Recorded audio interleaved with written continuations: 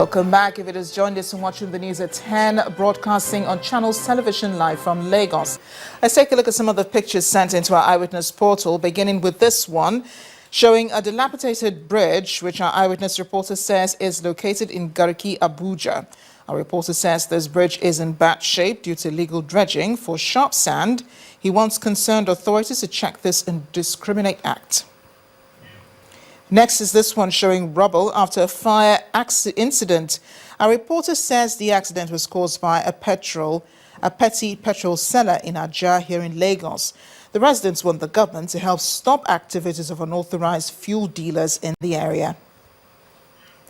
We'll end with this one, a moving truck with carbon emission. Our reporter says this vehicle was spotted in Agege, Lagos. It's calling on the FRSC officials to stop vehicles polluting the air and the environment, posing health hazards for the public. Thank you for sending in those pictures, and know that you too can become an Eyewitness reporter for Channels Television. Now, it's been a season of petitions, hearings and judgments from the tribunals. In the last 2 weeks, some political office holders have either been asked to return for another contest or completely removed from office. But some have been very lucky as the elections were upheld by the tribunal. One of the lucky ones is the Delta State Governor, Dr. Opine, who the tribunal upheld his election and knocked off 2 challengers. Joining me now to discuss the tribunal today is a constitutional lawyer who teaches same subject at Babcock University at the Department of Law, Mr. Tete Michael Adam. Thank you for joining us on the News at 10. Thank you. So how would you assess today's judgment? I mean, it's a little different from, what we've heard in 2 days, what happened yesterday and what happened today. Well, that's the majesty of the judicial system. Elections are usually very emotional, and I congratulate all the parties, because without the Labour Party, the APC, it would have been a no contest for the PDP. The process that goes through in the judiciary is such that Nigerians must begin to have faith in the judiciary, that the judiciary is not one system that can be easily rigged. Manipulations are usually alleged when parties lose elections. I am not saying, I heard points like this is an obnoxious judgment. Nigerians must begin to have faith in the democratic process. The judiciary forms part of the fulcrum and the pillars of democracy. If you don't have the judiciary, then there's going to be trouble in the country. And so what we're saying, therefore, is a look at the judgment shows, the first time we're looking at a hung judgment, so to say, it said, okay, 18 local governments elections will have to be run. And the incumbent was lucky, and that again showed there were people on both sides celebrating, which shows that Nigerians were actually divided. The voters were divided. It showed, it was close, that there were some people who genuinely felt aggrieved. But as it stood, the judiciary gave a judgment and said, we find that there had been some measure of compliance, so they allowed the man to stay. Then elections will go on for those other local governments. But here is Okowa. I congratulate the Labour Party, the APC, because they competed effectively. And this is one thing that must be done. They should be permitted and allowed. They should be allowed. Nobody should feel uncomfortable if they are going to challenge it on appeal. Just this is part of the process of institutional reinforcement. If you do not build institutions for justice, even elections will not be respected. So I agree that... Yeah, it does seem, that institutions are being strengthened. Because people are actually believing, in the election position tribunal and believing that they will do what is right and will deliver the proper judgment. But let me just hazard a guess here if you thought this would go differently. Well, let's take a look at Delta State since the commencement of this program, democratic process since 1999. It's never been any other way except PDP. Even though Greg Ogboru and the other, one of the major fighters, very dogged in his determination, they've always said, this is not true. And so that is why the judiciary is here.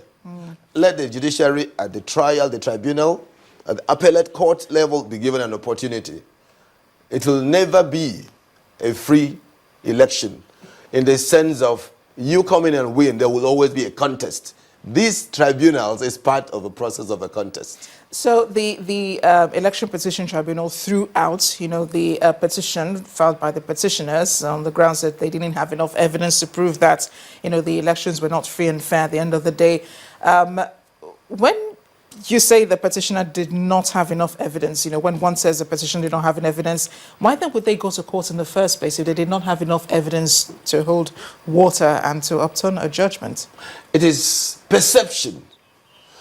It is a question of what you feel as a contestant. Look, if there are irregularities here and there, if these irregularities were not there, I would have won.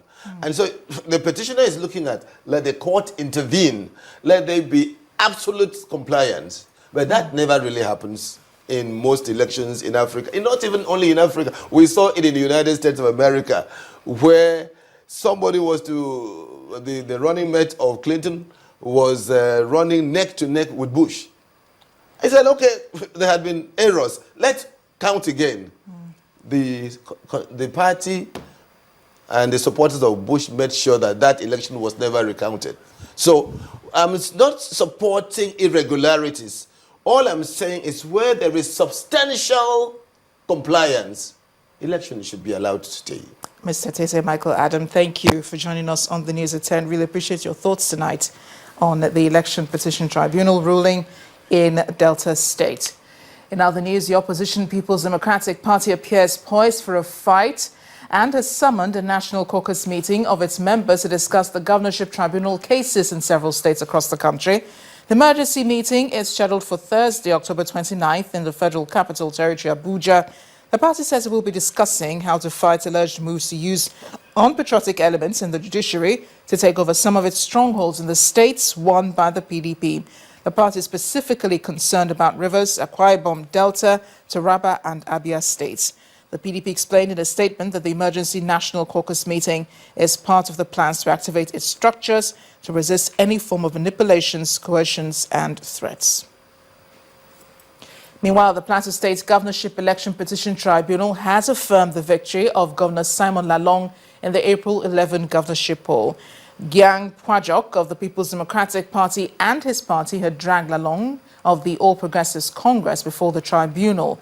The PDP claims there were cases of irregularities during the polls and asked the panel to nullify the election and declare Pwajok as winner. The tribunal, which ruled on the petition in Jos, dismissed it for lack of merit. Security operatives who were there, said they were acting on the orders of the panel. They earlier barred journalists from entering the courtroom. Death toll from the Hajj stampede in Mina, Saudi Arabia has gone over 200. An official of the National Hajj Commission of Nigeria, NACON, Dr. Ibrahim Kana, told journalists in Abuja today that after reconciliation, it has now been confirmed that 222 Nigerians actually died. There have been conflicting reports on the number of deaths, but with this clarification, issues surrounding the number of those who died in the September 24th stampede may have been laid to rest.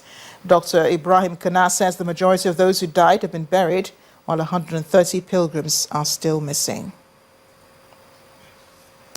Well, back to legal issues. A chief judge of the High Court in the Federal Capital Territory, Justice Ishaq Bello, has decried the shoddy investigation by prosecuting agencies, saying poorly handled cases by prosecutors slowed down the administration of justice. Justice Bello, who has also expressed concerns over the inadequate usage of multi-door courthouse, made the assertion at the start of the 2015-2016 legal year in Abuja. He says the menace of delay in the administration of justice stemming from rampant adjournment and stagnation in the prosecution of cases is frustrating litigants. Justice Bello, however, reiterated the commitment of the FCT Judiciary not to be influenced by pressure from various interest groups.